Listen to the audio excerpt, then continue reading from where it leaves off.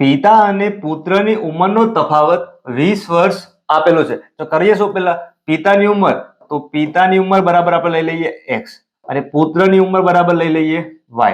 તફાવત કીધો છે બાદબાકી x ઓછા y કેટલી આપેલી છે 20 વર્ષ આપેલી છે. અને સરવાળો છે એ તફાવતથી કેવો છે, આ બંનેનો સરવાળો કરીએ x વત્તા y બરાબર તફાવતથી બમણો એટલે 20 ના બમણા એટલે કેટલા થઈ જાય 40. હવે કરવાનું શું, આ બંને સમીકરણ છે એનો કરી દેવાનો સરવાળો. સરવાળો કરીશું તો y બંને 0 થઈ જશે. તો 2x બરાબર 40 પ્લસ 20 60. તો x બરાબર 60 ભાગ્યા 2. x બરાબર કેટલા મળશે 30.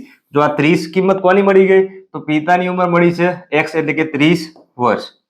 હવે y શોધવાનો છે, જો તફાવત લેવાનો છે, પિતા પુત્રની તફાવત લઈએ તો x ઓછા y બરાબર 20. પિતાની ઉંમરમાંથી કેટલા માઇનસ કરીશું તો 20 મળશે. તો 30 માઇનસ 10 કરીશું તો જો 20 મળી જશે. તો પુત્રની ઉંમર કેટલી થવાની છે 10 વર્ષે પુત્રની ઉંમર થશે.